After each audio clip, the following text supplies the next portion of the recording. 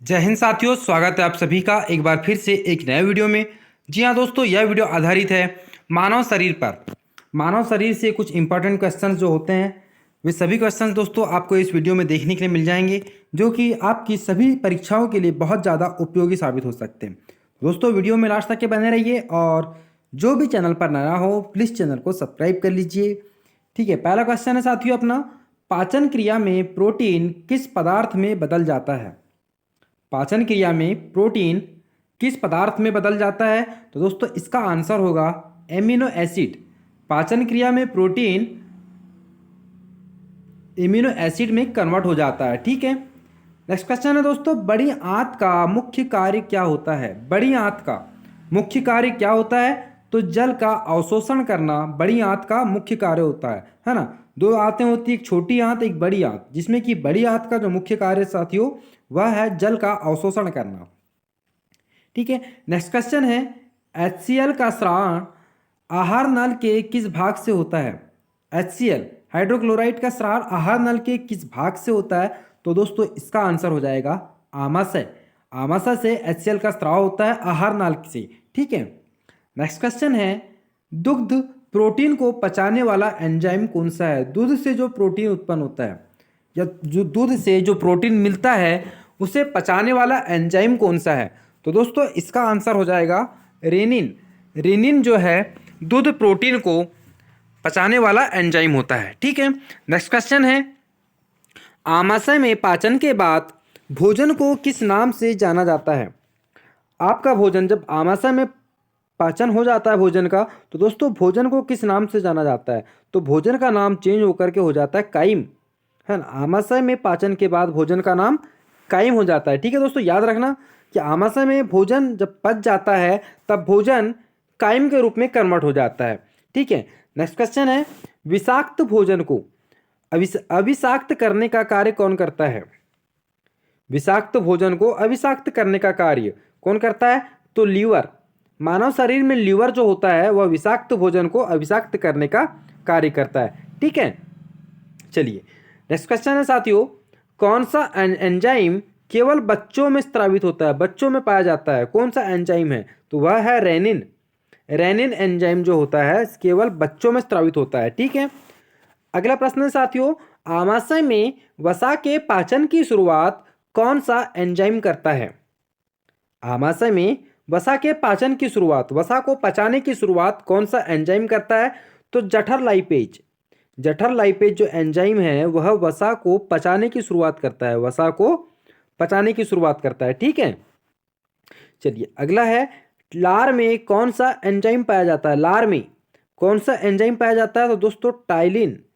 Ptyalin enzyme पाया जाता है लार में। दोस्तों एंजाइम को समझने के लिए एंजाइम का जो टॉपिक है आपको डिटेल से पढ़ना पड़ेगा, या तो एंजाइम के अपने अगले वीडियोस में मैं एंजाइम के साथ कितने प्रकार के एंजाइम होते हैं सभी को लेकर के एक वीडियो लेकर के आ जाएंगे। ठीक है, अगला प्रश्न साथियों अपना, कड़वे की जानकारी जीभ के किस भाग में होती है? भोजन कड़वा है, यह जीभ का कौन सा भाग बताता है कि कोई भी पदार्थ जो हम खाद्य पदार्थ है वह कड़वा है? तो दोस्तों उसे कहते हैं पश्च भाग।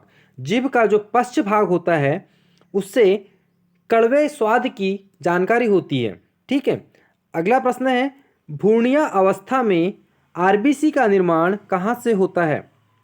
रेड ब्लड सेल्स का निर्माण भ्रूणीय अवस्था में, तो दोस्तों इसका आंसर होगा लीवर से और प्लीहा से, है ना। भ्रूणीय अवस्था में जब भ्रूण होता है, मानव शरीर जब भ्रूण अवस्था में होता है तब उसमें आरबीसी का निर्माण जो होता है वह लीवर से या प्लीहा से होता है। ठीक है, अगला प्रश्न है साथियों, लीवर कुहन दरारें कहाँ पाई जाती है? लीवर कुहन दरारें कहाँ पाई जाती है? तो ग्रहणी व इलियम में। मानव शरीर में स्थित ग्रहणी और इलियम में लीवर कुहन दरारें पाई जाती है। ठीक है, अगला प्रश्न है, भोजन ग्रसनी के किस भाग से होता हुआ आमाशय तक पहुंचता है? भोजन जो होता है वह ग्रसनी के किस भाग से होता हुआ आमाशय तक पहुंचता है? तो दोस्तों इसे कहेंगे गलट। गलट के माध्यम से भोजन जो है ग्रसनी के गलट भाग से होता हुआ आमाशय तक पहुंचता है ना। अगला प्रश्न है साथियों, कौन सा एंजाइम आमाशय में स्त्रावित नहीं होता? आमाशय से स्त्रावित नहीं होता है, वह कौन सा एंजाइम है? तो इसे कहेंगे अग्नाशय लाइपेज। वह एंजाइम अग्नाशय लाइपेज कहलाएगा दोस्तों, जो कि आमाशय से स्रावित नहीं होता है ना। अगला प्रश्न है, ग्रास नली से भोजन सर्वप्रथम आमाशय के किस भाग से में पहुंचता है? ग्रास नली से जो भोजन होता है सर्वप्रथम आमाशय के वह किस भाग में पहुंचता है? तो इसे कहेंगे कार्डियक भाग में। आमाशय के कार्डियक भाग में ग्रास नली से भोजन सर्वप्रथम पहुंचता है। ठीक है। अगला प्रश्न है, पित्त कहाँ पर जमा होता है? नॉर्मल क्वेश्चन है दोस्तों, पित्ताशय में जमा होता है पित्त, याद रखना है।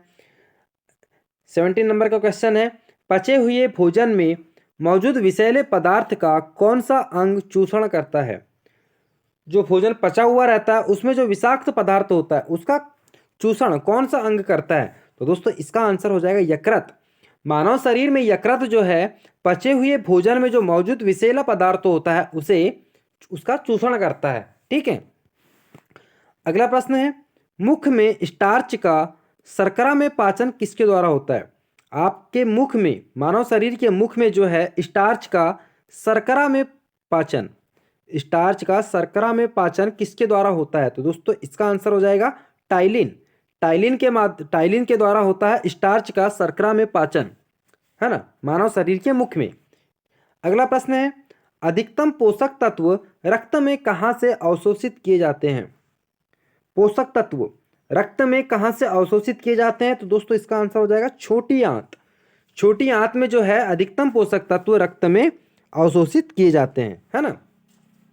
अगला प्रश्न है, पेट में भोजन को पचाने के लिए किसकी खास आवश्यकता होती है? भोजन को पचाने के लिए, आपके पेट में जो है भोजन को पचाने के लिए दोस्तों एंजाइम की बहुत ज़्यादा आवश्यकता होती है। तो पेट में भोजन को पचाने के लिए एंजाइम की बहुत ज़्यादा आवश्यकता होती है। ठीक है। अगला है, पेप्सिन क्या है? पेप्सिन तो यह एक प्रकार का एंजाइम है, याद रखना साथियों, पेप्सिन जो है वह एक प्रकार का एंजाइम होता है। ठीक है। नेक्स्ट क्वेश्चन है, पित्त किसके द्वारा पैदा किया जाता है? पित्त जो पित्रस में जमा होता है दोस्तों वह किसके द्वारा पैदा किया जाता है? तो यकृत के द्वारा। यकृत पित्त का निर्माण करता है और पित्रस में उसे जमा होता है वह, है ना। अगला प्रश्न है, मानव शरीर का ट्रैफिक पुलिस मैन के नाम से जाना जाता है? मानव शरीर में ट्रैफिक पुलिस मैन के नाम से किसे जाना जाता है? तो एपिग्लोटस, याद रखना, एपिग्लोटस को जो है मानव शरीर में ट्रैफिक पुलिस मैन के नाम से जाना जाता है। दोस्तों अगला प्रश्न है, जठर रस का स्त्रावण कहाँ से होता है? जठर रस, तो जठर रस जो है वह आमाशय में बनता है साथियों, याद रखना, जठर रस आमाशय में बनता है। अगला प्रश्न है साथियों, जठर रस का, सॉरी ये क्वेश्चन तो हो गया है अपना, आमाशय में प्रोटीन को पेप्टोन व प्रोटियोज में परिवर्तन कौन करता है? प्रोटीन जो है वह पेप्टोन और प्रोटियोज में कन्वर्ट होता है, तो यह कौन करता है? तो पेप्सिन एंजाइम जो है दोस्तों आमाशय में प्रोटीन को पेप्टोन और प्रोटीएज में कन्वर्ट करता है पेप्सिन एंजाइम, है ना। अगला प्रश्न है, मम्पस बीमारी में किस ग्रंथि में सूजन, जलन व दर्द होता है? मम्पस बीमारी जो एक मम्पस नाम की एक बीमारी होती है, तो उसमें दोस्तों पेरिटिड जो ग्रंथि है, पेरोटिड ग्रंथि, इस ग्रंथि में सूजन, जलन और दर्द होता है ना। मम्पस बीमारी में पेरोटिड ग्रंथि प्रभावित होती है, याद रखना है। अगला प्रश्न है, सर्वाधिक पुनरुद्भवन की क्षमता कहाँ पाई जाती है? सर्वाधिक पुनरुद्भवन की क्षमता कहाँ पाई जाती है? तो लीवर में, मानव शरीर के लीवर में जो है पुनरुद्भवन की क्षमता पाई जाती है। दोस्तों अगला प्रश्न है, कौन सा भाग बड़ी आंत का नहीं होता? बड़ी आंत का कौन सा भाग नहीं है? तो इलियम। इलियम जो है वह बड़ी आंत में नहीं होता है ना, याद रखना। और क्वेश्चन नंबर 30 है साथियों, स्टार्च को माल्टोज में परिवर्तित करने का कार्य कौन करता है? स्टार्च को माल्टोज में परिवर्तित करने का कार्य कौन करता है? तो टाइलिन।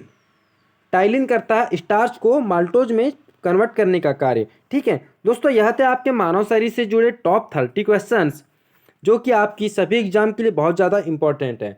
तो दोस्तों कमेंट में मुझे यह बताना है कि आपको वीडियो कैसी लगी है, और यदि मेरे द्वारा बताया गया कुछ आंसर यदि गलत हो सकते हैं तो दोस्तों प्लीज़ कमेंट में मुझे बताना कि यह आंसर करेक्ट है, गलत है, हम उन्हें करेक्ट करके फिर से अपलोड करेंगे। ठीक है, मिलते हैं दोस्तों अपने अगले वीडियो में। जय हिंद।